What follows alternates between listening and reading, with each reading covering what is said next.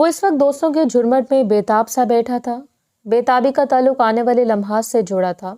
इसे खासा अजीब लग रहा था। कल तक वो छोटी सी गुड़िया जिसे इसने अपने हाथों में खिलाया, इसके लाड उठाए, वो भाई भाई कहती इसके आगे पीछे घूमती रहती और आज इसके कमरे में इसका इंतजार कर रही थी। इसकी खामोशी नोट करते हुए असद इसकी जानिब झुका। क्या बात है शहजादे, आज रात परेशानी बनती नहीं है तेरी? असद की शोखी पर वो बदमजा हुआ। बकबक बंद करके असद गुस्सा हमेशा उसकी नाक पर सवार रहता। असद इसके गुस्से पर कहका लगा गया, वैसे अगर तुम्हें कुछ एक्स्ट्रा की ज़रूरत है तो वो भी तुम्हें मेरे पास दस्तयाब है। वो मजीद असद की एक भी बात बर्दाश्त नहीं कर सकता था। अगर कुछ देर यहाँ रुका तो वो ज़रूर असद का सर फाड़ देता। इसलिए वहाँ से उठ खड़ा हुआ। वहाँ से इजाज़त लेने के बाद बादे नख्वास्ता अब अपने कमरे की जानिब बढ़ा। अगर पूरी रात भी यहाँ गुजार लेता तो भी इसे अपने कमरे में ही जाना था। और इस वक्त कमरे में जाती हुई इसके कदम भी मन भर के हो रहे थे। शिजा इसे कमरे के दरवाजे पर खड़ी नजर आ गई। शायद वो इसका इंतजार कर रही थी। इसके जानिब हाथ फैलाते हुए इसने आंखों को गोल घुमाया। नेक दिए बगैर तो मैं आपको यहाँ से नहीं जाने दूंगी। वो अपनी बात पर अटक गई और शिजा की मासूम मुस्कुराहट देखकर वो भी हल्का सा मुस्कुराया। तुम कब से नेक लेने के लिए यहाँ मेरा इंतजार कर रही हो? इसने पूछा और मुस्कुराया। पिछले 2 घंटे से इंतजार कर रही हूँ और हर मिनट के साथ आपका नेक बढ़ता जा रहा है। अभी भी आप देख करेंगे तो 10,000 बढ़ जाएगा। इसे मुस्कुराते हुए अपना वॉलेट निकाल कर इसके हाथ पर रख दिया था। ये लो, लेकिन कार्ड वगैरह मेरे हवाले कर देना याद से। शिजा को नाराज करने का वो तसव्वुर भी नहीं कर सकता था, क्योंकि शिजा में इसकी जान बसती थी। अगर कोई और होता तो और बात थी, लेकिन बात यहाँ शिजा की थी। और शिजा को खुश करते हुए कमरे में दाखिल हुआ, जहाँ वो कमसन कली बेड पर अपना लहंगा फैलाए, बेड क्राउन से टेक लगाए बड़ी गहरी नींद सो रही थी। इसे अजीब लगा, आज रात तो इसे इसका इंतजार करना चाहिए था, लेकिन इंतजार करने की बजाय वो अपनी आंखों को मूंद कर अपने चेहरे पर सुकून सजाए एक गहरी नींद में थी। शायद वो इसका इंतजार करते करते थक गई। एक रहम भरी नजर इसके चेहरे पर डालकर वो आईने के सामने खड़ा घड़ी उतारकर अपने कपड़े निकालकर चेंज करने चला गया। खटपट की आवाज से इसकी आंख खुली तो फौरन सीधी हुई और जब इसे मालूम हुआ कि वो कमरे में आ चुका है तो सुर्ख चेहरे के साथ इसने जल्दी से अपना घूंघट पलट दिया, जैसे इसे समझाया गया, बिल्कुल इसी तरह, क्योंकि गलती की कोई गुंजाइश नहीं थी। सारे मामलात इसे बड़ी बारीक बीनी से समझाए गए थे और अब वो इन पर अमल भी कर रही थी, क्योंकि अजलान शाह के गुस्से से वो हमेशा खौफजदा रहा करती थी और आज तो कुछ ज्यादा ही इसका खौफ इस पर गालिब था। कजन्स ने इसे मिलकर जो कुछ समझाया और फिर निदा बेगम के सख्त अल्फाज के, हर सूरत अगर मेरे बेटे को रजामंद नहीं किया तो मुझसे बुरा कोई नहीं होगा। इससे मालूम था कि इस रिश्ते में निदा बेगम की रजामंदी शामिल नहीं है और अजलान को नाराज करके वो किसी भी नुकसान को मोल नहीं ले सकती थी। चेंज करने के बाद अजलान वापस आया और एक नज़र इसकी जानिब देखा तो हैरत ज़दा रह गया। वो अपना घूंघट पलट कर बैठी थी। इसकी सरकत पर इसने अपने चेहरे के तासुरात को अजीबो गरीब तरीके से तब्दील किया और इसकी जानिब झुका। अगर तुम्हारी आंख खुल गई है तो उठकर चेंज कर लो और दोबारा से सो जाओ। ये सारे तरीके बाद में आजमा लेना, इसने संजीदगी से कह दिया था। और हाँ, ये छोटी सी 17 साल लड़की बस सख्ती से अपने लबों को कुचलती रह गई। उंगलियों को झटकाते हुए इसने घूंघट से ही नजरें उठाकर अजलान की तरफ देखा था। जालीदार घूंघट से इसकी शोख नजरें का खुमार इस पर वाज़ेह था। इसने घबराते हुए दोबारा अपनी पलकों को झुका लिया। वो घूंघट तो उलट दें और मुंह दिखाई में अपना हाथ फैलाते हुए कहा तो मुकाबिल ने एक बार फिर दिलचस्पी से इसकी तरफ देखा। ओह अच्छा, मुझे लगा कि तुम तो आज मेरी कुर्बत से पनाह मांगोगी, लेकिन तुम खुद ही मुंह दिखाई मांग रही हो। वैसे ही हैरत अंगेज बात है, इस बार वो अपने बाजू सीने पर बांध चुका था। इस बार इसके लहजे पे दिलचस्पी छाई हुई थी। ऐसे लग रहा था कि वो बस किसी रटे रटाए तोते की तरह वही अल्फाज दोहरा रही है जो इसे समझाए गए हैं। हालांकि वो इन बातों की नज़ाकत से और कुर्बत की शिद्दतों से अभी तक नावाकिफ है। इसने एक लाल रंग की डिबिया इसकी हथेली पर सजा दी। ये लो तुम्हारी मुंह दिखाई, और अगर तुम्हारा घूंघट पलट दिया तो फिर तुमसे बर्दाश्त नहीं होगा और मैं नहीं चाहता कि रात के इस पहर चीखों पुकार से खुद को बेसुकून करूं। अपने लबों को दांतों में दबाकर इसने जिस शोखी से कहा था वो 17 साल लड़की एक पल में ही अपना घूंघट पलट गई और वो चांद सा जगमगाता हुआ चेहरा इसके सामने था। آج پہلی بار اس نے اسے عجیب نظروں سے دیکھا تھا۔ یہ بنے ہوئے رشتے کا اثر تھا یا پھر وہ جائز حق میں اس کی بیوی تھی؟ سہاگ رات کا خمار بھی تھا۔ اس نے جتنا چاہا تھا کہ وہ خود کو دور رکھے گی اور دل اتنا ہی ہمکتے ہوئے اس کی جانب بڑھا اور وہ اس کے دل نشین چہرے کو دیکھتا رہ گیا۔ آپ کو کیا لگتا ہے میں چھوٹی بچی ہوں؟ چیخو پکار کروں گی؟ دیکھیں، میں نے چپ چاپ اپنا گھونگھٹ پلٹ دیا ہے۔ نہیں چیخ رہی میں، اس نے ضد سے منہ بناتے ہوئے کہا، جیسے اسے اذلان کی بات کوئی خاص پسند نہیں آئی تھی۔ اور اذلان کی ہنسی کی پورے کمرے میں گونج گئی۔ کمرے کی خاموش ماحول نے جیسے سر اٹھا کر اس حسین شخص کو ہنستے ہوئے دیکھا تھا۔ کوئی ہنستے ہوئے اتنا بھی پیارا لگ سکتا ہے؟ اور 28 سالہ مرد اپنی بھرپور جوانی کے جاگتے ہوئے جذبات سے لطف اندوز ہو رہا تھا۔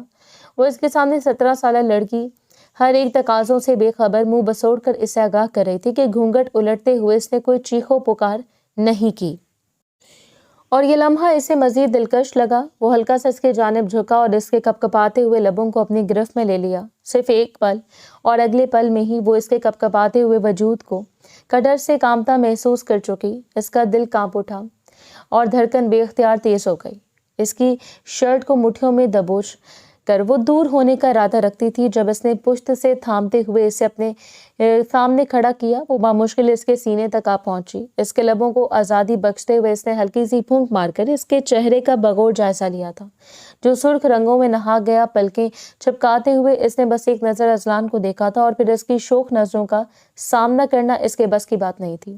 اس کی آنکھوں میں نمی چھلکنے لگی، لب بری طرح کانپتے ہوئے مقابل کو آگاہ کر رہے تھے کہ خوف اور دہشت کسے کہتے ہیں۔ وہ جو پہلے اسے فرمائش کر رہی تھی کہ وہ نئی دلہن کے تقاضوں کو پورا کرے، اب ان ہلکے سے تقاضوں پر بھی گھبرا گئے۔ یہ تو صرف شروعات ہے، ابتدا کے بعد درمیانی مراحل اور اختتام۔ اختتام تو بہت خطرناک ہو سکتا ہے میری جان، اور تم ابھی سے گھبرا رہی ہو۔ اس کے کان کے قریب جھکتے ہوئے وہ ہلکی سی سرگوشی کر گیا اور وہ پیچھے ہٹتے ہوئے بیڈ پر بیٹھ گئی۔ آپ چاہیں یہاں سے میں چینج کر لوں گی اور سو جاؤں گی۔ اسے سامنے موجود شخص کو منظر سے غائب کرنا چاہا تھا۔ کزن سے اسے کہا تھا کہ وہ اذلان شاہ کو خود سے پیار کرنے دے، اپنے قریب آنے دے، لیکن اس نے اس طرح قریب آنا تھا، اتنی بے باکی سے کہ اس کی شرمگین نگاہیں جھک کر مقابل کو اور بھی اکسا رہی تھیں کہ وہ مزید اپنی جسارتوں پر قائم رہے۔ ایک عرصہ اس نے بیرون ملک گزارا تھا اور وہاں سے واپس آنے کے بعد بزنس میں انوالو ہو گیا۔ اس کے باپ کی خواہش تھی کہ وہ اپنی مرضی سے شادی کرے اور جس لڑکی کا انتخاب کرے، نوریز شاہ اس لڑکی کو اس کے قدموں میں ڈال دیں گے، کیونکہ وہ شاہ حویلی کا اکلوتا وارث اور ان کا شہزادہ تھا جسے حق حاصل تھا، لیکن وہ لڑکیوں میں اس حد تک انٹرسٹڈ نہیں تھا کہ کسی کو بھی ایسے لائف پارٹنر چن لیتا۔ اور یہ فیصلہ بھی اس نے بابا پر چھوڑ دیا اور کہہ دیا کہ لڑکی کا بس شریف ہونا لازم ہے، باکردار لڑکی کو اس کی زندگی میں آنا چاہیے اور پورے اعتماد جو اس کے ساتھ چل سکے۔ اور اسے شام بی جان کے فیصلے پر وہ حیرت زدہ رہ گیا۔ بی جان نے اسے اپنے کمرے میں بلایا تھا۔ جو پیشکش اس کے سامنے رکھی، وہ حیرت اور بے یقینی سے بی جان کا چہرہ دیکھتا رہ گیا۔ ان کے شفیق چہرے سے اسے جتنی محبت تھی، آج وہ اتنی حیرت سے انہیں دیکھ رہا تھا۔ آپ جانتے ہیں یہ آپ کیا کہہ رہی ہیں؟ بی جان اس نے حیرت سے پوچھا، اور بی جان نے نرمی سے اپنا ہاتھ اس کے ہاتھ پر رکھ دیا۔ یہ تمہاری بی جان کا فیصلہ ہے، تمہارے لیے بہترین ہی ہوگا۔ وہ ہر بڑھاتے ہوئے اٹھ کھڑا ہوا اور 2 قدم ان سے دور ہو کر انہیں دیکھنے لگا تھا۔ ہرگز نہیں، آپ کا ہر فیصلہ میرے لیے ٹھیک ہے، لیکن یہ فیصلہ میرے حق میں ٹھیک نہیں ہے۔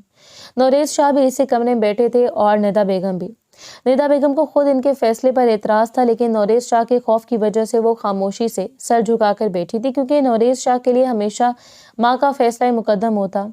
بی جان پرانے خیالات کی مالک تھی، لیکن وہ آج کل کے دور میں جینے والا لڑکا تھا جس نے ہمیشہ سے کسی ایسے پارٹنر کے بارے میں سوچا تھا جو اعتماد سے قدم ملا کر اس کے ساتھ کھڑا رہے، جسے اپنے پہلو میں بٹھا کر اسے کسی قسم کی شرمندگی کا سامنا نہ کرنا پڑے۔ اور یہ لڑکی اسے کتنی چھوٹی تھی، یہ بات سب لوگ بخوبی جانتے تھے۔ میں ہمیشہ شزا کی نظر سے ہی دیکھتا ہوں، اور اب آپ کہہ رہی ہیں کہ آپ اسے میری بیوی بنائیں گی؟ وہ ہتے سے اکھڑ گیا، لیکن بی جان کے پاس اسے قائل کرنے کے لیے بہت سے دلائل موجود تھے۔ تو اس میں کون سی نئی بات ہے؟ ہماری جب شادی ہوئی تھی تو ہم 16 سال کے تھے، کون سی نئی بات ہے؟ اور 2 سال کے بعد تمہارے بابا بھی پیدا ہو گئے، اور اپنی ماما سے پوچھو، اس سے بھی کم عمری میں بیاہ کر لے کر آئی تھی میں، اور ماشاءاللہ سے تم اور شزا کے پیدا ہونے کے بعد بھی دیکھو کیسے جوان نظر آتی ہے۔ بیٹا، کم عمری میں شادی کے بھی اپنے فائدے ہوتے ہیں۔ اولاد جوان نظر آئے تو ساتھ ماں باپ برا نہیں رہتا۔ ان की खुशियों को एंजॉय कर सकते हैं। बाकी बात रही ज़िंदगी की तो वो खुदा पर छोड़ दो और तुम्हें क्या एतराज़ है। पढ़ी लिखी है, खूबसूरत है और सबसे बड़ी बात ये कि तुम्हारी बीजान की तरबियत में रही है। वो अपनी जगह पर दुरुस्त थी और वो अपनी जगह पर, लेकिन वो इनके इस बात पर कभी भी सरेंडर नहीं कर सकता था कि वो इसे इस लड़की के हवाले कर दें जिसके बारे में सोचने का वो ख्याल भी अपने जहन में पैदा नहीं कर सकता था। भला इसके साथ वो एक ऐसी जिंदगी गुजारेगा, जिंदगी की शुरुआत कैसे करेगा। वो इसका नाम सुनकर घबरा जाती है और इसकी सोच ही इसके लिए घुटन ज़दा थी और वो चुपचाप कमरे से बाहर निकल गया। लेकिन इसने वाज़ेह लफ्ज़ों में कह दिया था कि इससे किसी भी इस तरह के मामले की उम्मीद ना रखी जाए, क्योंकि वो सब कुछ बर्दाश्त कर सकता है लेकिन ये बर्दाश्त नहीं करेगा कि इस मामले में इस पर ज़बरदस्ती की जाए। लेकिन बीजान भी अपने फैसलों पर कायम रहने वाली थी। निदा बेगम ने हंगामा खड़ा कर दिया। इन्होंने नोरेज साहब को हर तरह से कायल करने की कोशिश की थी कि इनका बेटा उम्र में बड़ा है और वैसे भी वो बैरूनी मुल्क से तालीम हासिल करके आया है, अच्छी शक्ल सूरत का मालिक है, इसलिए वो किसी भी अच्छी लड़की का इंतखाब कर सकते हैं। रही बात नबिया की, तो वो इन्हीं की बेटी है। ये बात सच है कि जब से वो इस घर में आई थी आज तक इसके साथ कोई भी गलत रवैया इख्तियार नहीं किया गया। हाँ, निदा बेगम का रवैया थोड़ा सा सख्त ज़रूर होता, लेकिन फिर भी वो इस मामले में ज़्यादती करने से बास नहीं। अगर इनका दिल चाहा भी तो वो कुछ नहीं कर सकती थी कि ये मामला नोरेज शाह ने अपने हाथों में रखा हुआ था। अपनी भांजी को इन्होंने सरांखों पर बिठा कर रखा और हमेशा से इसे शिजा की नज़र से देखा और शिजा की तरह ही इसकी हर ख्वाहिश को मद्देनजर रखा। और अब भी निदा बेगम यही बात कर रही थी कि वो कभी भी इसके साथ ज्यादती नहीं करेंगी। अगर बाहर भी इसके लिए कोई अच्छा रिश्ता देखेंगी तो लड़का पढ़ा लिखा वेल सेटल्ड होगा, तभी इसकी शादी करेंगे। अपने बेटे की तो कुर्बानी नहीं दे सकते ना। लेकिन नोरेज शाह खामोश थे। बीजान ठीक कहती हैं, नबिया घर की बेटी है और वैसे भी मैं इसे बाहर की दुनिया के हवाले के करके खदशात नहीं पाल सकता। किसी न किसी से तो तुम्हारे बेटे ने शादी करनी है, तो फिर मेरी भांजी क्यों नहीं। और यहाँ बड़ों की इज्जत के दरमियान वो पिस कर रह गया। बीजान ने तो खुले लफ्ज़ों में कह दिया था कि अगर वो इनकी बात से इनकार करेगा तो उनके फैसले को तस्लीम नहीं करेगा तो वो भी इसे जायदाद में कुछ नहीं देंगी। अपना बिजनेस संभालें, अपना नाम पैदा करें, लेकिन जब इनके लिए इनकी ज़ात अहमियत नहीं रखती तो इनकी जायदाद की भी कोई अहमियत नहीं होनी चाहिए। ये इमोशनल ब्लैकमेलिंग थी जो इस पर हर कोई असर नहीं रखती थी। सबसे बड़ी बात ये थी कि इसे जायदाद से ज़्यादा बड़ों की मोहब्बत और शफकत की ज़रूरत थी। इसने हर तरह से इन्हें कायल करने की कोशिश की थी, लेकिन जब मामला इसके हाथ से निकल गया तो फिर इकरार के अलावा कुछ नहीं था और मजबूरन इसे इकरार करना पड़ा। इस रात वो खुद नबिया के कमरे में गया। वो अपने कमरे में अकेली बैठी थी। शायद पहली बार वो उसके कमरे में आया था। दरवाजे पर दस्तक देते हुए वो अंदर दाखिल हुआ। वो सामने बेड पर ही कुछ लिख रही थी। डायरी पर काफ़ी हद तक झुकी हुई थी और बाल शानों पर बिखरे हुए थे। वो 17 साल की थी, लेकिन फिर भी अपनी उम्र से कम दिखाई देती थी। वजूद भरा भरा था, चेहरे पर मासूमियत और बलूगत के असरात। वो काफ़ी देर खड़ा इसका जायज़ा लेता रहा, जबकि इसे अपने कमरे में देखकर वो हैरान थी। घर में जो कुछ हो रहा था वो इससे अनजान नहीं थी। सुन रही थी, समझ रही थी, लेकिन बेबस थी। दिल खौफजदा था, लेकिन वो भला कैसे इनकार कर सकती थी। वो कदम बढ़ाता हुआ इसके सामने आकर खड़ा हो गया। बड़ी गहरी नज़रों से इसका जायजा ले रहा था। जो खौफजदा नज़र इस पर जमाए खड़ी थी। और तुम जानती हो कि घर में क्या चल रहा है। काफ़ी देर तो वो समझ ही नहीं पाया कि इसे आगाज़ कहाँ से करना चाहिए, और फिर इसने बिलाखिर आगाज़ कर ही लिया। इसके सवाल पर वो बेबसी से उंगलियां चटकाते हुए सर झुका गई। जी, एक सरगोशी से इसके लबों से अदा हुई थी। अगर जानती हो तो मैं तुमसे सिर्फ ये कहने के लिए आया हूँ कि ये सरासर तुम्हारे हक में नुकसानदेह होगा। बेहतर है कि बीजान को इनकार कर दो। मेरे इनकार को वो तस्लीम नहीं कर रही, लेकिन तुम इन्हें कायल करने की कोशिश करो। हमेशा की तरह वो जैसे इसे शफकत से बात करता था, आज भी वैसे बात कर रहा था। और बात करते हुए इसने नरमी से इसके कंधे को छुआ और वो बदकते हुए इससे दूर हो गई। ये रिश्ते के बदलने का असर था या जो भी, वो पहले इसके सामने बिल्कुल महफूज खड़ी रहा करती थी और आज इसके करीब आने पर खौफजदा हो रही थी। हालांकि इसके जहन में ऐसी कोई बात नहीं थी, लेकिन फिर भी इसका खौफजदा होना इसे अजीब लगा। वो इससे दूर हो गया। मैं बस तुम्हारी यही कहने के लिए आया था। मुझे उम्मीद है कि तुम मेरी बात समझोगी। और इसकी बात करने का असर ये हुआ था कि वो सुबह सवेरे बीजान को कह गई कि अजलान भाई चाहते हैं कि मैं रिश्ते से इनकार कर दूं, इसलिए मैं इनकार कर रही हूँ। इस वक्त सब लोग नाश्ता कर रहे थे। नाश्ते की टेबल पर वो खुद भी बैठा था और बेबसी से इसे मनमनाते हुए देखकर इसने सर पीट लिया। नोरेज शाह ने बड़ी कड़ी नज़र इसके चेहरे पर डाली। मुझे अंदाज़ा नहीं था बरखुरदार कि तुम इस तरह के हथकंडे इस्तेमाल करोगे। वो इनकार भी कर रही थी तो इसका सहारा लेकर। ये तो इसे मालूम था कि वो हमेशा से कमगो और दूसरों की मर्जी के मुताबिक चलने वाली लड़की है, लेकिन वो इस हद तक बेवकूफ़ होगी, इसे इस बात का अंदाज़ा नहीं था। اسے اس پر جی بھر کے غصہ آیا، لیکن پھر وہ خاموشی کے علاوہ اور کوئی چارہ نہیں تھا، اس لیے اس نے خاموشی اختیار کر لی۔ تمہارے بھائی جو بھی چاہتے رہیں وہی ہوگا جو میں چاہوں گی، اس لیے تمہیں اذلان کی باتوں میں آنے کی ضرورت نہیں ہے، سمجھی تم؟ ماموں کے کہنے پر وہ اس بات میں سر ہلاتے ہوئے ناشتہ کرنے لگی۔ اسے نظریں اٹھا کر بھی اذلان کی طرف نہیں دیکھا تھا، نہ جانے کیوں وہ اسے سخت نظروں سے گھور رہا تھا، حالانکہ اس نے ویسے ہی کیا تھا جیسے وہ اسے سمجھا کر آیا تھا۔ اور ان سب کے جاتے ہی ندا بیگم اس پر برس پڑی۔ تم اتنی معصوم نہیں ہو جتنی تم بنتی ہو، اذلان کا نام لے لیا، شرم نہیں آئی تمہیں؟ ندا بیگم کے اس سخت لہجے پر ہمیشہ کی طرح خوفزدہ ہو کر بس سر جھکاتے کھڑی رہی۔ اذلان بھائی نے مجھے ایسے ہی کہا تھا جیسے میں نے ماموں کے سامنے کہا ہے۔ وہ سر جھکائے رو رہی تھی اور ندا بیگم دان پیس کر اسے دیکھتی رہ گئی۔ نہ جانے جب وہ ان کی بہو کے درجے پر فائز ہو جائے گی تو اسے کیسے برداشت کریں گی۔ وہ اس گھر میں رہ رہی تھی، یہ انہوں نے بڑی مشکل سے برداشت کیا تھا، اور اب اگر آ کر انہوں نے یہ بات دل سے تسلیم کی تھی کہ اس کی ذمہ داری اٹھانا نوریز کے لیے کوئی مشکل بات نہیں ہے، لیکن اب یہ ذمہ داری ان کے یوں گلے پڑ جائے گی، انہوں نے نہیں سوچا تھا۔ میں سوچ بھی نہیں سکتی تھی کہ تم میرے بیٹے کے لیے وبال جان بن جاؤ گی، اس کے سر پر مسلط ہو جاؤ گی ہمیشہ کے لیے۔ تمہیں خود سے شرم آنی چاہیے، عزت نفس نہیں ہے تمہارے پاس یا تمہارے باپ کے پاس کہ پلٹ کر تمہاری خبر ہی لے لے، بلکہ نہیں۔ تم لوگ ایسا کیوں کرو گے؟ تمہارے ہاتھ اذلان جیسا خوبرو شخص لگ رہا ہے، اس کی ساری پراپرٹی سارا کچھ تمہارے ہاتھ لگ رہا ہے، تو تم کیوں انکار کرو گی؟ یہ تمہارے باپ کو کیا پڑی ہے یہاں پلٹ کر تمہاری خبر لینے کی؟ دفع ہو جاؤ یہاں سے اور اپنے کمرے میں جاؤ، آئندہ میرے سامنے کم آیا کرو۔ آج ندا بیگم بے تحاشا غصے میں تھیں اور ان کے غصے کو دیکھتے ہوئے وہ اپنے کمرے میں جا کر بلک بلک کر رو پڑی۔ نہ جانے کتنی دیر وہ روتی رہی تھی اور اس کے باپ نے اس کی خبر لینا کم کر دی تھی۔ اس بات کا تو اسے اندازہ نہیں تھا، لیکن ندا بیگم ہمیشہ اسے یاد دہانی کروا دیتی تھی کہ وہ ان پر پڑا ہوا بوجھ ہے جسے اس کا باپ پھینک کر گیا، اور پھر پلٹ کر نہیں پوچھا۔ ویجان دوا لے کر اپنے کمرے میں سو رہی تھی اور ساری کارروائی سے بے خبر تھی۔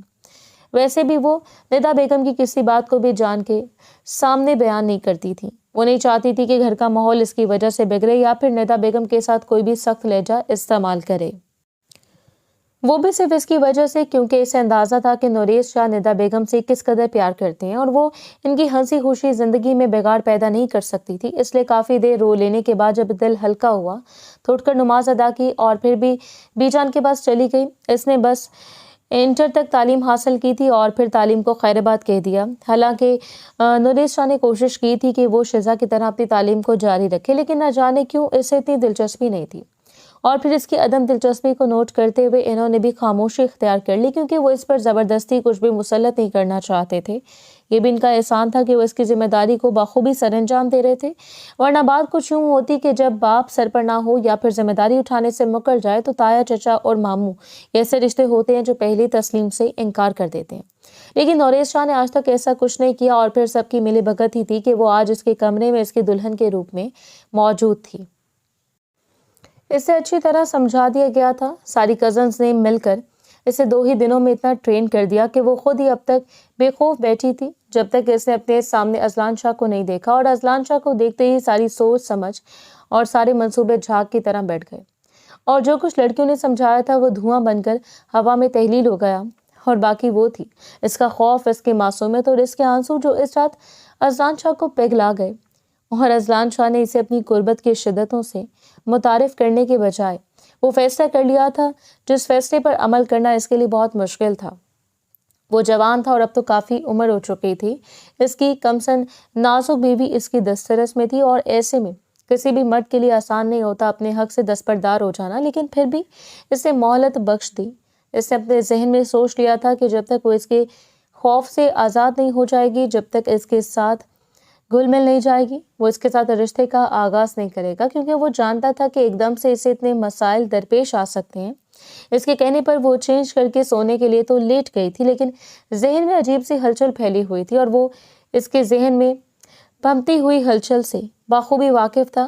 مستقبل اس کے بارے میں سوچتے ہوئے وہ کب نیند کی وادیوں میں چلی کہ اسے اندازہ نہیں ہوا، اور اگلی صبح وہ اس کے سینے پر سر رکھے بڑے مزے سے سکون کر رہی تھی جب کمرے کے دروازے پر دستک ہوئی۔ اس کی نیند پکی تھی، وہ ایسے سوئی رہی جب دوسری بار ہونے والی دستک نے اذلان کو بیدار کر دیا۔ اسے اپنے اتنے قریب سوتا ہوا دیکھ کر دل میں نہ جانے کتنے احساسات جاگ گئے۔ اس کا چہرہ اذلان کی جانب تھا، بکھرے ہوئے بال، سرخ و سفید رنگت اور گلابی لب جو سختی سے ایک دوسرے میں پیوست تھے، بند آنکھیں اور چہرے پر پھیلا ہوا سکون۔ وہ دیر تک اس کے دل فریب چہرے کو دیکھتا رہ گیا۔ دل کے سارے احساسات ایک پل میں ہی بیدار ہو گئے تھے۔ اسے نرمی سے جھکتے ہوئے ایک ہلکی سی غصاخی کی جب وہ کسمساتے ہوئے اس سے دور ہوئی اور اگلے ہی پل سے آنکھوں کو کھول کر بیٹھ گئی تھی۔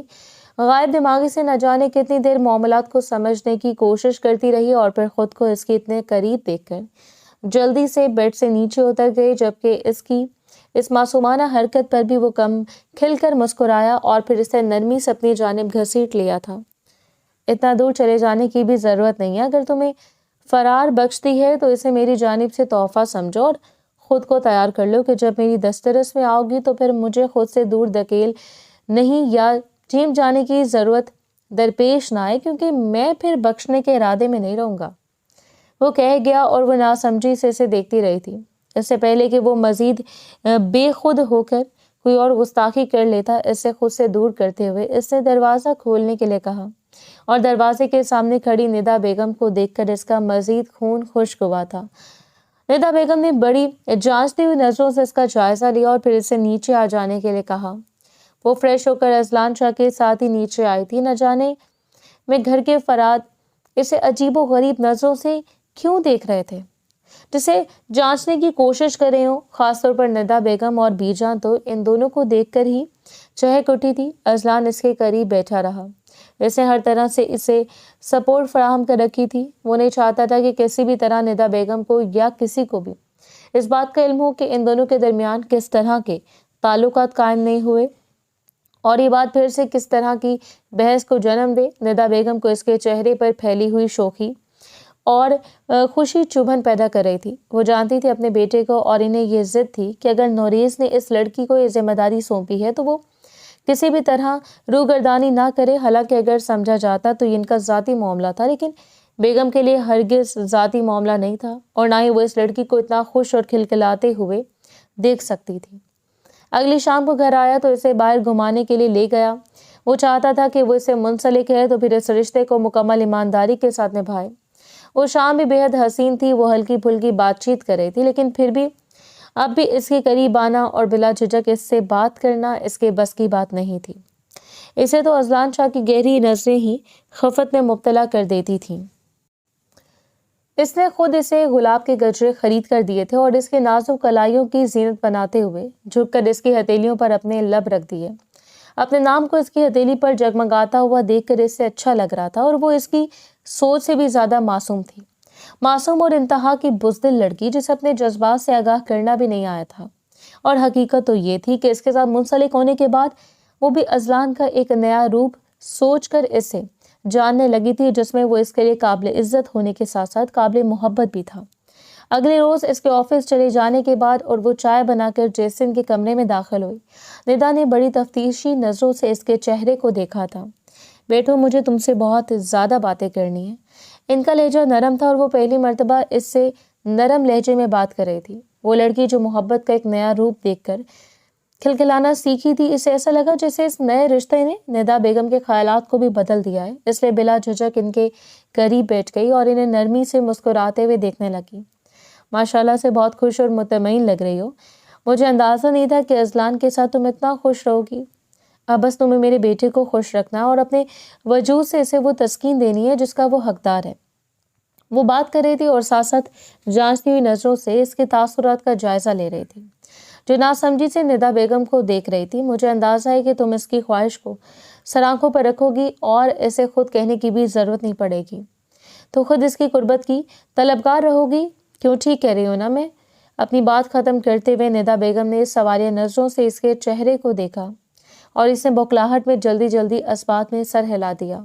بہت خوب، تو اب مجھے بتاؤ کہ کب مجھے پوتے کی خوشی دے رہی ہو؟ ان کا سوال اتنا بے ساختہ تھا کہ اس کے چہرے کی رنگت بے تحاشا سرخ ہو گئی۔ اس نے حیرت سے ندا بیگم کو دیکھا تھا، اور یہی چیز ایک پل میں ہی زیر گوڑ لا کر وہ جان چکی تھی کہ ان کی خدشات بالکل درست ہیں۔ اور پھر انہوں نے پینترا بدلا کہ بھول گئی بچہ کیسے ہو سکتا ہے جب ابھی تک تمہارا اور اذلان کا ملن بھی نہیں ہوا؟ کیوں؟ ٹھیک ہے نا؟ ایسی بات ہے، غلط تو نہیں کہا میں نے؟ اور اسے نفی میں سر ہلاتے ہوئے سر جھکا لیا تھا۔ ندا بیگم کے شک پر یقین کی مہر ثابت ہو گئی۔ کیا مطلب ہے تمہارا؟ ابھی تک تم ازلان کے قریب نہیں گئی؟ اب تم نے یہ شادی اپنی مرضی سے کی تھی تو شادی کے تقاضوں کو بھی تمہیں جانچنا چاہیے تھا۔ تم چھوٹی بچی نہیں ہو کہ تمہیں علم نہ ہو۔ اور ندا بیگم کا بدلتا ہوا لہجہ دیکھ کر وہ خوف سے اٹھ کھڑی ہوئی۔ ایسی تو کوئی بات نہیں ہے ممانی جان، میں نے تو انہیں کچھ بھی نہیں کہا، بلکہ وہ خود اسے دانستہ طور پر بات کو ادھورا چھوڑتے ہوئے سر جھکا لیا۔ وہ سمجھ نہیں پا رہی تھی کہ اسے کس طرح بات کرنی چاہیے۔ ندا کی سخت نظریں اسے تفتیش سے جانچتے ہوئے معائنہ کر رہی تھیں اور وہ بس اس کی نظروں سے دور بھاگ جانا چاہتی تھی جہاں وہ اس کے لیے کوئی بھی سوال تیار کیے نہ کھڑی ہوں۔ اور انہوں نے آگے بڑھ کر سختی سے اس کا ہاتھ دبوچ لیا اور اسے اپنے ساتھ گھسیٹتے ہوئے بی جان کے کمرے میں لے کر جا رہی تھی۔ مجھے پہلے پتا تھا کہ تم جیسی لڑکیاں ایسی ہوتی ہیں۔ غضب خدا کا، میرا بیٹا تم سے شادی کر کے پھنس چکا ہے۔ کون سا مرد جو اتنا صبر کرتا ہے تو تم میرے بیٹے کے صبر کا امتحان لے رہی ہو۔ اب شادی کر لی ہے تو اب بھگتو بھی۔ کیسے میرا بچہ تمہارے ساتھ شادی کرنے کے باوجود اکیلا اور تنہا زندگی گزار سکتا ہے؟ انہوں نے اسے بی جان کے سامنے پٹخ دیا تھا۔ اب پوچھ اپنی نواسی سے، کیا کہہ رہی ہے؟ یہ ابھی تک اس کے اور ازلان کے درمیان کوئی تعلق نہیں۔ جب اس نے خود اپنی مرضی سے شادی کی ہے تو پھر تعلقات سے کیوں گھبراتی ہے؟ اسے کہیں کہ مجھے جلد از جلد پوتا چاہیے۔ ہر صورت میں اپنے ازلان کی اولاد کو دیکھنا چاہتی ہوں، چاہے جتنی تکلیف ہو۔ ان تکلیفوں کے بارے میں آپ کو اور آپ کی نواسی کو پہلے ہی جانچنا چاہیے تھا۔ اور بی جان نے ایک سخت نظر ندا پر ڈالی اور اگلے پل اسے نرمی سے اپنے قریب بٹھا لیا تھا جو اب سسکتے ہوئے رو رہی تھی۔ یہ کیا کہہ رہی ہے تمہاری ممانی؟ مجھے بتاؤ میری بیٹی کیا ایسی بات ہے؟ ان کے خدشات ذہن میں گردش کر رہے تھے اور وہ بس سر جھکائے اپنے ہاتھوں کی لکیروں کو گھورتی رہی۔ سمجھ نہیں پا رہی تھی اسے کیا جواب دینا چاہیے، اسے کیا کہنا چاہیے۔ یہ تو کوئی مصیبت تھی جو اس کے سر پر ٹوٹ پڑی تھی، کوئی آفت جسے بچاؤ کی بھی کوئی تدبیر نہیں تھی۔ اسے اس بات میں سر ہلاتے ہوئے بی جان کے سامنے کہہ دیا کہ ابھی اس کے اور ازلان کے درمیان ایسا کوئی بھی تعلق نہیں ہے جس تعلق کے بارے میں اس کی کزن سے اسے بتایا تھا اور جس تعلق کی بات ندا بیگم کر رہی ہیں۔ اسے صاف لفظوں میں کہہ دیا کہ خود کو کسی تعلق کا پابند سمجھتا ہے۔ اور بی جان تو حیرت زدہ رہ گئیں۔ انہیں اپنے نواسے سے یہ امید نہیں تھی۔ انہوں نے یہ رشتہ نہایت محبت سے طے کیا تھا اور اب ان کا نواسا اسے اپنا لینے کے باوجود اس اذیت میں مبتلا رکھے ہوئے تھا۔ یعنی وہ اس معصوم لڑکی سے اس بات کا بدلہ لے رہا تھا کہ وہ زبردستی اس کے سر پر مسلط ہو گئی ہے۔ انہوں نے پوری کہانی کا پاسا پلٹ دیا۔ جہاں ندا بیگم کو اس پہلو سے دیکھ رہی تھی کہ یہ ازلان کے قریب نہیں جاتی، وہیں بھی جان نے کہانی کو اس پہلو سے دیکھا کہ ازلان اس سے بدلہ لے رہا ہے اور اس کے قریب ازلان کے آنے تک وہ بی جان کے کمرے میں رہی۔ وہ اپنے کمرے میں داخل ہوا تو وہ غیر موجود تھی اور جانے کیا تھا کہ اس نے بڑی شدت سے اس کی غیر موجودگی کو نوٹ کیا۔ چینج کرنے کے بعد وہ باہر آیا اور ندا بیگم سے ملاقات کرنے کے بعد ان سے پوچھا تھا کہ نبیہ کہاں ہے۔ ندا بیگم نے ایک سخت نظر اپنے بیٹے کے چہرے پر ڈالی اور اس سے کہہ دیا کہ وہ بی جان کے کمرے میں ہے۔ انہیں اندازہ تھا کہ اگر وہ اکیلا بی جان کے کمرے میں جائے گا تو نہ جانے کون کون سے سوالات اس کے سامنے رکھ دیے جائیں گے، اس لیے وہ خود بھی ساتھ ہی گئی تھی اور حیرت سے کمرے میں داخل ہوتے ہوئے بی جان کو سلام کر کے اسے نظر بھر کر دیکھ رہا تھا۔ سمجھ نہیں پا رہا تھا کہ آخر کون سی بات ہوئی ہے جو وہ یوں کٹہرے میں کھڑا ہے۔ بی جان کی سخت نظریں اس کی بیوی یہاں موجود تھی، سر جھکائے بس سرخ چہرہ لیے وہ اس کی ماں بھی عجیب نظروں سے اسے دیکھ رہی تھی۔ بی جان نے سلام کا جواب دیتے ہوئے رخ پھیر لیا۔ کیا بات ہے، آپ ناراض نظر آ رہی ہیں؟ اس سے پوچھا اور بی جان نے سخت نظروں سے اسے دیکھا۔ ناراض ہونے کی بات ہے تو ناراض ہی نظر آؤں گی۔ میں اچھی طرح جانتی ہوں کہ تم نے میرے فیصلے کو مان کر اس فیصلے کی سزا میری نواسی کے مقدر میں لکھ دی ہے۔ تم کیا سمجھتے ہو کہ تم جو کچھ کرتے رہو گے مجھے اس بات کی خبر نہیں ہوگی؟ ابھی تک تم دونوں کے درمیان کوئی تعلق نہیں ہے، کیا یہ اذیت نہیں ہے؟ کیا یہ میرے فیصلے سے روگردانی نہیں ہے؟ اور وہ وہیں ساکت رہ گیا۔ اسے اندازہ نہیں تھا کہ وہ اپنے اتنے ذاتی معاملے کو کسی اور سے ڈسکس کرے گی۔ وہ آج تک اسے اپنی شدت سے پناہ دے کر صرف اس کی معصومیت کو روندنا نہیں چاہتا تھا۔ وہ چاہتا تھا کہ وہ ان دونوں کے درمیان ایک خود اسے اپنا آپ سونپ دے اور پھر ہی ان دونوں کے درمیان کوئی تعلق بنے۔ اس نے ایک نظر نبیہ کے جھکے ہوئے سرخ چہرے پر ڈالی۔ ایسی کوئی بات نہیں ہے نبیہ، آپ سے جو کچھ بیان کیا آپ غلط سمجھ رہی ہیں۔ بی جان شرمندگی کے باوجود اس نے خود کو डिफाइन करना ज़रूरी समझा, लेकिन बीजान का गुस्सा सवा नेज़े पर था। मुझे अंदाज़ा नहीं था कि तुम इतने ज़िद्दी और हठधर्म हो। ये बिन माँ बाप की बच्ची तुम्हारे हाथ आ गई तो तुमने क्या सोचा कि इसे अपनी मर्जी से चलाओगे? जिस तरह तुम चाहोगे वैसे इस रिश्ते को समझोगे तो ये तुम्हारी बहुत बड़ी भूल है। मैं कभी भी अपनी नवासी के हक में कोताही बर्दाश्त नहीं करूंगी। अगर तुम्हें यह रिश्ता नहीं निभाना था तो जिस तरह मुझे इनकार किया था निकाह के वक्त भी इनकार कर देते और मेरे मुंह पर कालक मल देते। इसकी सजा इस मासूम को देने का क्या मतलब है? और नबिया भी तकलीफ में नजर आ रही थी। वो कभी नहीं चाहती थी कि बीजान इससे इस लहजे में बात करें, हालांकि इसमें इनका कोई कसूर नहीं था, लेकिन फिर भी बदगुमानियां इन दोनों के जहनों में फैला दी गई थी। और इस रोज चुपचाप इसने कमरे में वो चला गया। इसे खाना तक नहीं खाया था। इसे नबिया पर शदीद गुस्सा था। जिस वक्त वो कमरे में आई, इससे पहले कि वो सब कुछ इसके सामने बयान कर देती, इससे सख्ती से इसे दबोचते हुए अपने करीब कर लिया। मैं गलत था। मैंने समझा कि तुम बहुत मासूम हो, इस रिश्ते के तकाज़ों को समझ नहीं पाओगी, इसलिए तो तुम्हें खुद से दूर रखा और अपने जज्बात को काबू में रखा, लेकिन तुम इस काबिल नहीं थी। अब मुझे अंदाज़ा हो रहा है कि मामा मुझे इस रिश्ते से इनकार करने के लिए क्यों कहती थी। तुम जैसी नज़र आती हो वैसी नहीं हो। वो पहली बार इसे सख्ती में बात करा था और नबिया जो दिन भर अजियत में मुब्तला रही, अब इसके सामने इसे इतना सख्ती में देखकर पलकें झुकाकर शिद्दत से रो पड़ी। ऐसी बात नहीं, आप गलत समझ रहे हैं। और अजलान ने बगैर इस पर रहम खाए से खुद में दबोच कर अपनी धड़कनों में समेट लिया। आज मैं तुम्हें बताऊंगा कि इस रिश्ते की हकीकत क्या है और इसके तकाज़े क्या हैं। आज तुम मेरी कुर्बत से आशना होकर समझोगी कि हकूक पर अमल करना किसे कहते हैं। मेरे पास बड़ी फुर्सत है बीजान, मैं आज तुम्हें फुर्सत से इस हक से नवाज दूंगा कि आइंदा तुम किसी के सामने ये दोहराने के काबिल नहीं रहोगी कि तुम्हें तुम्हारे शौहर ने तुम्हारे हक से दूर रखा हुआ है। इसके लबों को अपने लबों से समेट कर वो बड़ी शिद्दत से इसे अपनी शिद्दत नछावर करते हुए इसे हलकान कर रहा था और वो इस बेबस के वजूद में पिघलती जा रही थी। लबों से गर्दन और गर्दन से इसके पूरे वजूद पर राज करते हुए इस हकीकत में बता रहा था कि इस रिश्ते का मतलब क्या है। सिर्फ ये सच था कि वो बहुत कम उम्र थी इन रिश्ते के तकाज़ों को समझने के लिए, लेकिन फिर भी जब सर पर कोई जिम्मेदारी मुसल्लत हो जाए तो फिर इसे समझना ही पड़ता है। चाहे जितना खौफ हो, दहशत हो, शर्म और झिझक, हर चीज़ को बलाए ताक रखना पड़ता है। जो कुछ हो चुका था ये सिर्फ इसकी जिद और गुस्से का नतीजा था, लेकिन वो हरगिज़ नहीं चाहता था कि अभी इनके यहाँ औलाद हो, क्योंकि इसकी उम्र अभी कम थी और वो उम्र में इससे काफ़ी बड़ा था। और इस एज गैप के साथ वो चाहता था कि वो कम से कम अपनी सेहत का ख्याल रखे और 2-3 साल के बाद खुदा के यहाँ नेमतें या रहमत दे। लेकिन निदा बेगम मुसलसल एक ही जिद पर कायम थी और वो बीजान भी इनके मुताबिक। ऐसा कुछ नहीं होता।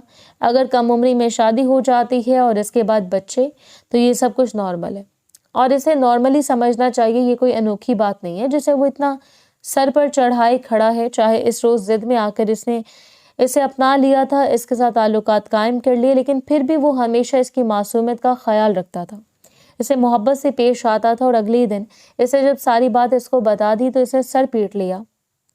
तो मुझे पहले बता सकती थी कि इसमें तुम्हारी गलती नहीं है। अजलान ने इसके आंसू अपनी उंगलियों के पोरों से चुन लिए। मैं आपको बताना चाहती थी, लेकिन आप गुस्से में थे। वो अभी तक अपना निचला होंठ बाहर निकालकर शिद्दत से रो रही थी, बिल्कुल बच्चों की तरह। चाहे सारी दुनिया के लिए वो बालिग थी, लेकिन इसके लिए वो अभी भी एक छोटी सी बच्ची थी, जिसे कल तक वो अपने हाथों में उठाकर खेला। इसकी मासूमियत को वो इस तरह रोना नहीं चाहता था कि वो हर वक्त इस पर गुस्सा करे, इस पर जिम्मेदारियों का बोझ मुसल्लत कर दे। और ज़रूरी नहीं कि हर बार आपका पार्टनर ऐसा ही हो।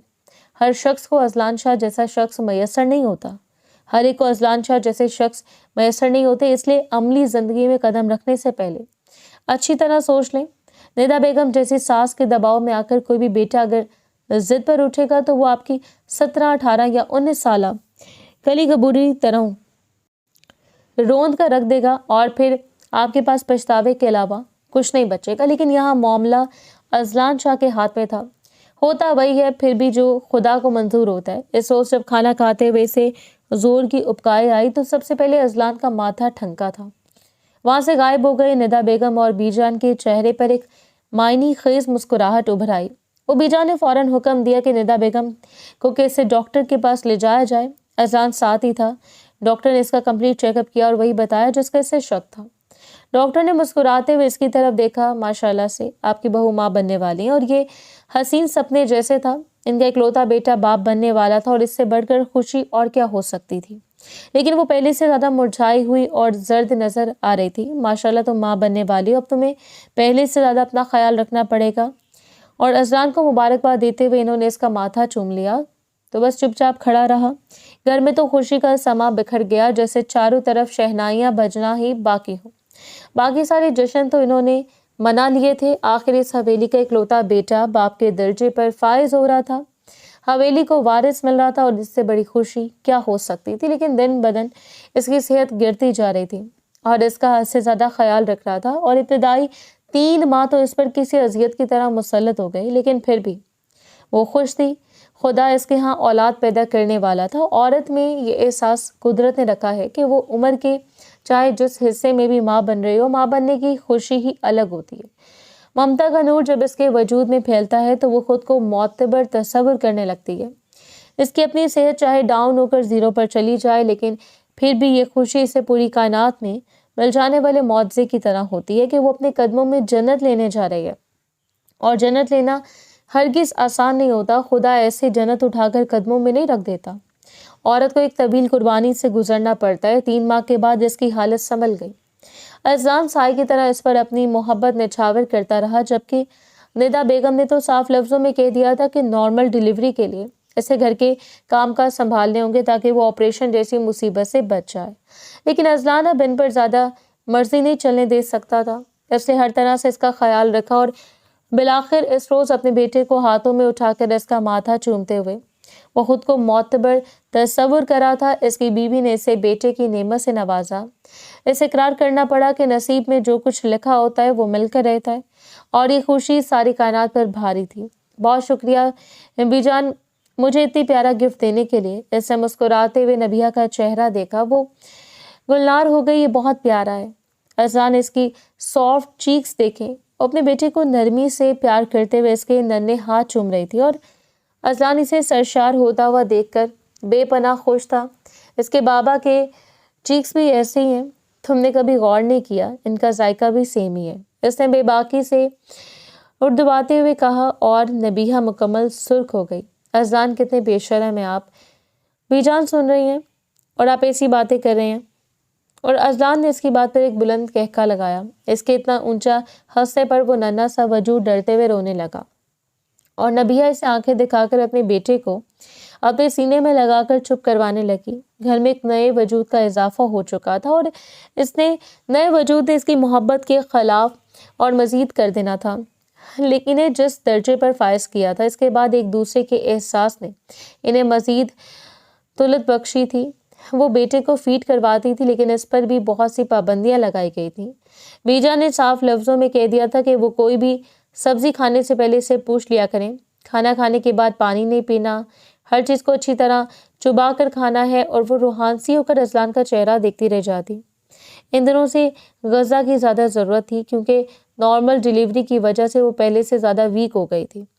بیجان ڈاکٹر نے ایسا کچھ بھی نہیں کہا، اس نے اپنی بیوی کی طرفداری کرنے کی کوشش کی تھی، اور بیجان نے سختی سے منع کر دیا، خبردار تم اس بارے میں کچھ نہیں جانتے، اذلان بچی بیمار ہو جائے گی، اور سب سے بڑی بات بچے کا پیٹ خراب ہو جاتا ہے۔ اس طرح کے کھانے کھانے سے میں نے یہ بال دھوپ میں سفید نہیں کیے، میں اپنے تجربے کی بنیاد پر کہہ رہی ہوں۔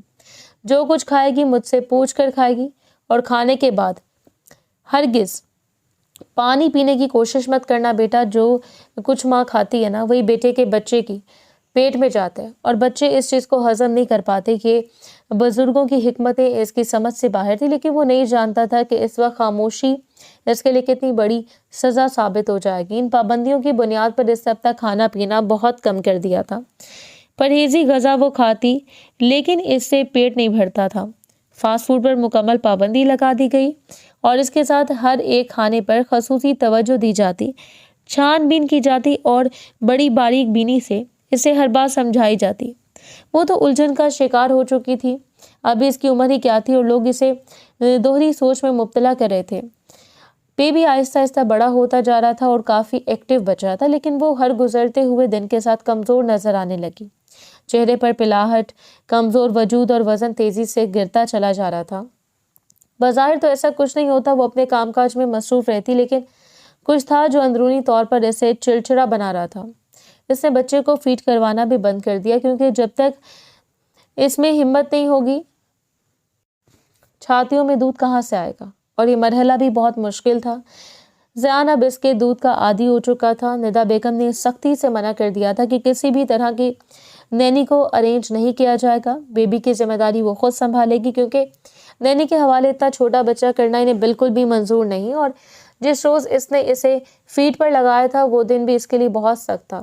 وہ مسلسل رو رہا تھا، اسے اپنی چھاتی سے لگائے رکھتی، لیکن دودھ نہ آنے کی وجہ سے پھر اسے فیڈر کا سہارا لینا پڑتا، اور اس بات نے زیان کے پیٹ کو بھی بہت ڈسٹرب کر دیا۔ ڈاکٹر کے پاس جا کر اس کا معائنہ کروایا، اور بڑی مشکل سے چند ہفتوں کے بعد اس نے اس دودھ کو قابل قبول سمجھا، اور اب اس کا پیٹ اس دودھ کو ہضم کر پاتا۔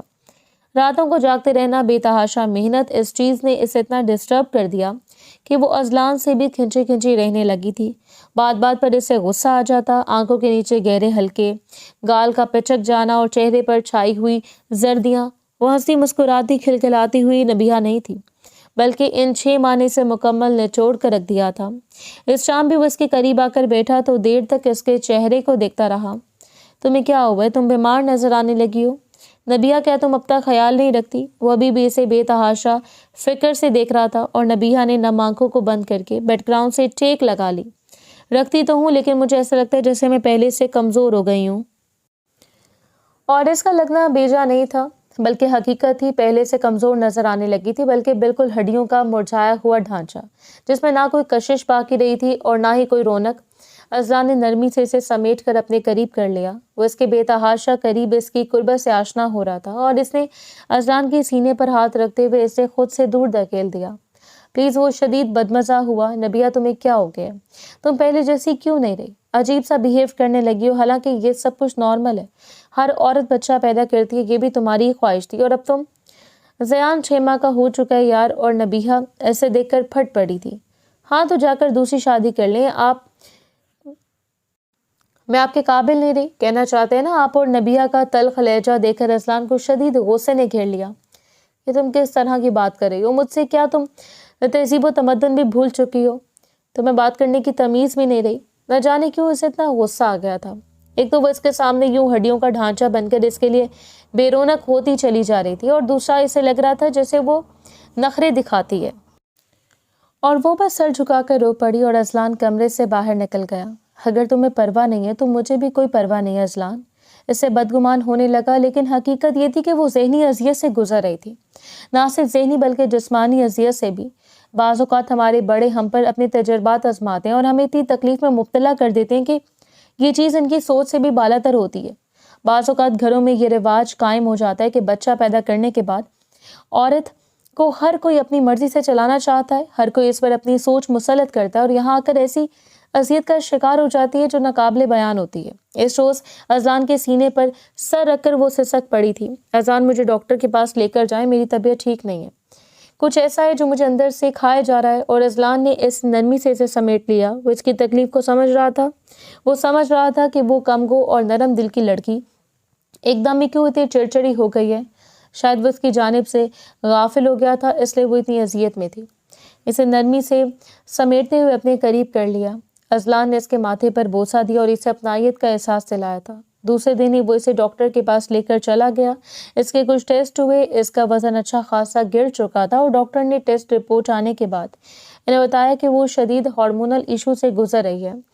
تھائرائیڈ ایشو، جو عموماً پریگنینسی کے دوران یا حمل کے بعد عورتوں میں پیدا ہو جاتا ہے اور آہستہ آہستہ کسی دیمک کی طرح عورت کے وجود کو کھوکھلا کر دیتا ہے۔ ڈاکٹر نے اسے میڈیسن دینے کے ساتھ ساتھ آرام اور خوراک کے متعلق بھی تلقین کی تھی۔ اس روز وہ گھر آیا تو ملازمہ کو ہدایت کر دی تھی کہ وہ زیادہ سے زیادہ اس کے کھانے پینے کا دھیان رکھے، اور خود بھی اس پر خاصی توجہ دی تھی۔ ندا بیگم اور بی جان کو اس نے سختی سے منع کر دیا تھا کہ اب کوئی بھی اس کی بیوی پر اپنی مرضی مسلط نہیں کرے گا، اور نبیہہ کو بھی اچھی طرح گائیڈ کر دیا تھا کہ کسی کی بات کو بھی پلے باندھ کر اس پر عمل کرنے کی ضرورت نہیں ہے۔ ہر ایک کی بات کو سنا جاتا ہے، کسی کی بات کو تسلیم نہیں کیا جاتا۔ کم عمری میں شادی کے بعد پریگنینسی کا دباؤ، اور پریگنینسی کے بعد بچہ ہو جائے تو دی جانے والی نصیحتیں، اور پھر ڈانٹ ڈپٹ، ان پر عمل کروانا یہ ایک ماں کے لیے کسی زہر کی طرح ہوتا ہے جو اسے اندر ہی اندر نگل جاتا ہے۔ آج اگر اپنے لیے خود آواز نہیں اٹھائیں گے تو کوئی بھی ہم پر رحم نہیں کھائے گا، کیونکہ دنیا رحم نہ کرنے والوں کا مجموعہ ہے۔ یہاں ہر ایک خود کو ٹھیک اور دوسرے کو غلط تصور کرتا ہے، اس لیے اس روز اس نے خود توجہ دینے کا فیصلہ کیا تھا۔ مسلسل 1.5 سال تک اس کا علاج چلتا رہا اور اس دوران اس نے ہر ایک فیز کو برداشت کیا، کبھی وزن کا بڑھ جانا، کبھی وزن کا کم ہو جانا، سٹریس، انزائٹی، ڈپریشن اور وجود کا بے رونق لگنا، لیکن ہر لمحے وہ اس کے پہلو میں کھڑا مستقل اپنی بات پر قائم رہا اور وہ اس کے ساتھ کھڑا تھا۔ اس کی ہمت بن کر اس نے کسی کی بات پر توجہ نہیں دی تھی اور لوگ اس کے وجود کو گہری نظروں سے دیکھ کر پوچھتے تھے، کیا بات ہے، کوئی ڈانٹ زیادہ کر لی ہے، تمہیں اتنا وزن کم ہو گیا ہے؟ اور اگلے 2 ماہ کے اندر لوگ پھر سے اپنی زہریلی باتوں کا نشانہ بنانے لگتے ہیں۔ زیادہ کھانے پینے لگی ہو، اتنا وزن بڑھا لیا تم نے، حالانکہ یہ کوئی نہیں سوچتا کہ جس کیفیت سے گزرنے والا گزر آئے وہ پہلے اس پریشانی میں مبتلا ہے۔ آپ کے کہنے کی ضرورت نہیں ہے، لیکن اب اس نے سیکھ لیا تھا، خاموش رہنا اور اپنی مرضی کرنا، سن لینے اور مرضی کرنے میں بڑا فرق ہوتا ہے، اور خدا نے بالآخر اسے اس پھل سے بھی نواز دیا۔ اس روز اس کے بیٹے کی 2ری سالگرہ تھی۔ اس نے اپنے لیے گولڈن شیفون کی ساڑی کا انتخاب کیا اور دیر تک اپنے سراپے کو دیکھتی رہی۔ اب لگنے لگا تھا وہ مکمل عورت بنتی جا رہی ہے، پشت پر بھی تازہ نکھرا چہرہ۔ اذلان نے اس کی پشت کو تھام کر اسے اپنے قریب کر لیا اور وہ مسکراتے ہوئے اذلان کے چہرے کو دیکھتی رہ گئی۔ آپ چاہتے ہیں آپ میرے محبوب بھی ہیں اور محسن بھی؟ اذلان نے آنکھیں سکیڑ کر اسے دیکھا۔ میں آپ سے بہت محبت کرتی ہوں اذلان۔ ایسے مرد کم دستیاب ہوتے ہیں جو عورت کی روح کے ساتھ ساتھ اس کے جسم سے محبت کرتے ہیں۔ جسم چاہے جس کیفیت میں بھی ہو، انہیں کوئی فرق نہیں پڑتا۔ اور اذلان نے مسکراتے ہوئے اسے خود میں سمیٹ لیا۔ کتنا پیارا ہوتا ہے وہ احساس جب آپ کا محبوب آپ کا محسن بن جائے۔